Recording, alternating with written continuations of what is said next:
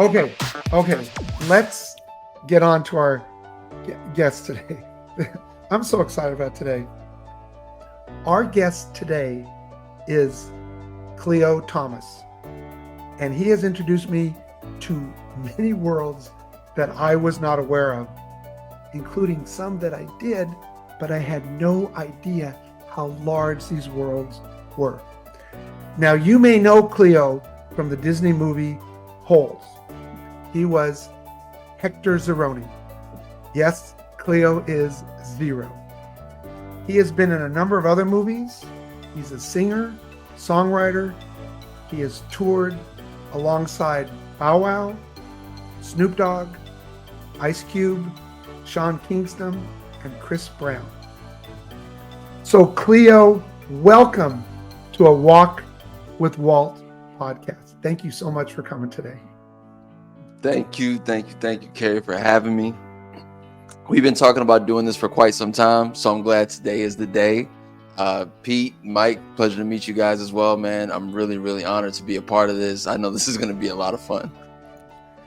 Okay. I want to ask about the Dreamcon experience and like competing. So, how did you get into competing in Mortal Kombat? Tell us first, what is Dreamcon? Perfect. Dreamcon is this amazing convention that happens in Texas. It is it was put on by they're a content creation group, and they're called RDC World. And these guys are the voice of a generation. They represent so many aspects of culture, as far as not only blurred culture, but sports culture. It's just this amalgamation of all these amazing things, which I think describes our generation. We were even me speaking from it, like it was kind of like if you were into one thing, you could only be really into that, and you just had to follow that path in life, and hopefully it leads you somewhere. But these guys represent everything.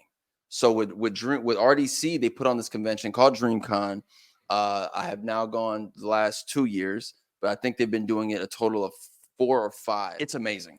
It's nothing like it. It was home for somebody like myself and my brothers and my little sister, because we got a chance to be around people who are just like us, who are into the same things as we are. This last year, I got a chance to host, moderate some amazing panels. I was in cosplay all 3 days. I was Terry McGinnis, Batman Beyond one day. I showed up as Zero from Mega Man X on day one. I have his helmet back there that I had someone commission and make. But day two was wild, because I had to host 2 panels. No, I had to moderate 2 panels, compete in a music challenge, and then the last thing that day was the Mortal Kombat tournament. Yeah, how did you get started in Mortal Kombat? I know you probably obviously played it for years, but how did you get started competing? Was it just like I saw a competition posted and I'm like, I'm pretty good at this? So they had mentioned that there would be a Mortal Kombat convention at Dreamcon, and I didn't know if I was going to get a chance to compete in it, because they had me running around working. So I had 15 minutes to spare between the music challenge thing that I was involved in and going to the other side of the convention center to be a part of the Mortal Kombat tournament. But as soon as they gave me the clearance that I could go, I was like, hey, I appreciate y'all time. I got to go compete. I got to go do this, because I had heard rumblings. I heard people talking, and like, this is my game. Like, all these games are my game, but like this Mortal Kombat thing is like real for me. Like, this is So do you play with a gamepad or a controller in this tournament? And controller. is that a disadvantage for you? So there's the thing. They had 2 separate kinds of tournaments. They had a tournament dedicated to the guys who do play on gamepads, which I would consider the real esports, like the real players for sure. Then they had a tournament that was considered the celebrity tournament. Now, I'm much more comfortable fighting in the celebrity tournament than I am playing against the guys who really do this for a living. They spend every single day of their life dedicated to the characters, knowing the ins and outs, having different strategies. Nothing but love and respect for those guys. But there's a label, I think, that comes with guys like myself who play video games. It's like, you play, but nah, you kind of play. And I was like, I'm breaking that label this weekend. If they give me the opportunity, I'm breaking it.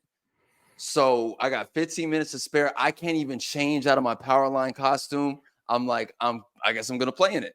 So I stayed in my Powerline cosplay. I ran through 3 people and walked away as your Mortal Kombat Dreamcon 2003 champion. And this thing is heavy. That's a real deal trophy. Bravo. Yes, sir. Yeah, man. This thing So is that wasn't crazy. pre-planned. You wearing that outfit to compete in it. It just was like, I got to go, and this is it. But it's so iconic now. I can't imagine. I mean, now the amount of publicity I think you got out of that popped up everywhere. It did, man. It went. That's just timing being what it's supposed to be. I didn't have the time to change out. I said, you know what? I'm just going to compete in it. I'm going to stay in it. And you're right. It caught a very, very big viral wave. I saw the headlines. Entertainment Weekly picked it up.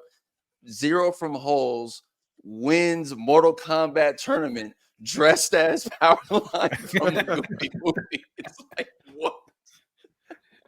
So Yeah, I guess the man. real question is, what are you wearing this year to beat everyone? I've got some options. I have some options on the table. I'm a big cosplay guy. My garage it now looks like the Bat Cave with like all of the costumes and like the pods, so I can just go in there and throw them on.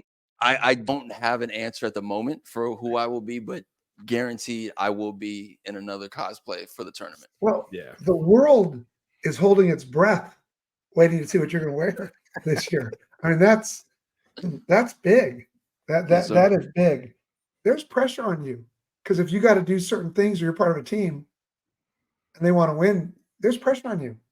Yeah. It's like the Yeah. Super Bowl coming up, man. You don't want 500,000 people seeing you mess up. So that's where the 20 years, wow, I say 20, it's really been 30 years of being in entertainment. That's where that button clicks and nothing else matters in the room, just the scene, just this moment. I get a chance to tap back into that because even at Dreamcon, they had us on a stage in the middle of this gigantic room. There's over, I want to say 5,000 to 8,000 people in that room surrounding us on this little stage as we're playing that. And none of that stuff outside of that stage mattered. Just me versus the opponent to my right. Now, mind you, one of my opponents, we did go like forehead to forehead talking crazy to each other and he's a good friend of mine. So it was all in good fun. But like we had to have a moment like, nah, you're not walking away with this, bro. Like you're not walking away with this. It was nuts. Good times, man. I love the smack talk at Dreamcon. Yeah, That's you awesome. gotta play it up. What is the Mountain Dew Challenge? Is Mountain Dew a big sponsor of all these? Tell me about that. It's been a dream come true to get a chance to work with Mountain Dew because they are when I look at my life and I look at gaming, I'm like, Mountain Dew has always been here. They're the one consistent brand that I've always seen tied to gaming, Really? and everything about them is over the top and it's extreme and it's always colorful. So going into DreamCon, Mountain Dew was sponsoring the tournament, but they also announced that year that they would be doing the Real Change Challenge. So Mountain Dew dedicated over $500,000 to HBCU students to be able to compete in different esports competitions for a grand total prize of over $500,000. So that's what Mountain Dew's Real Change Challenge was about this year. I think this is the second year they got the chance to do it. I want to go into that a little bit more and your relationship with Howard University. How did all this come about? So Howard University was the winners of the Mountain Dew Real Change Challenge the year before. So going into this second year, and I believe the first year, the game of choice was Call of Duty. It just so happens that this year's game was Mortal Kombat. So me winning the tournament, me getting the chance to host an incredible documentary series about the Mountain Dew Real Change Challenge, it was all written how it was supposed to be. This was supposed to be this way. So yeah, that's how I got a chance to go and check out Howard University. I had been on campus before, but it was so amazing to go there now and again see gaming come this far. Like these are students who have the opportunity to not only get an education, but play video games and be great at it and get tournament wins. Like that's wild to me. Well, I think for me, like thinking back to when I was a kid, my dad and that generation, when they saw us playing video games, and then my dad would be like, dude, stop wasting your time, get out of the house. Like, you can't say that to a kid anymore. Like, a kid training to play video games is training just as much as that kid on the baseball field or the soccer field or the football field for a career. I mean, it's legitimate. And I think that's something that older generations, I think, don't have any idea even exist. I've even seen it recently, video game competitions on TV, like, and regular, not trying to go out and find it, like just flipping channels on cable. So I think that's really cool that, people are starting to recognize that this is a legitimate thing, and that it kind of, I mean, you can call it a sport. But you're right. Colleges have classes on esports. So Cleo, you could figure out a game right away, but to become battle ready to be in a tournament, that would take more time, wouldn't it? Yes, sir. It would take more time. It would take more time. I definitely wouldn't sign myself up to do anything as a competition was if I wasn't very, very sure in my abilities to do it. And I think that's, I'm a huge Kobe Bryant fan, and he's told this story as far as him and Michael Jordan talking, and Jordan messing with him and telling him, if it was my team at this year versus your team in this year, I would win. And Kobe was like, just enjoy your salad, Mike. Enjoy your salad. But Kobe's whole mindset, as far as this whole Mamba mentality thing, is, you have to be so confident in what it is that you can do, not what you guess for, not what what you think you're gonna have to adapt for. Like, no, how many hours did you put into this craft of this thing that once the lights are on and it's yes or no, will you be able to make sure 100,000% it's a yes? So I stand from that standpoint with that.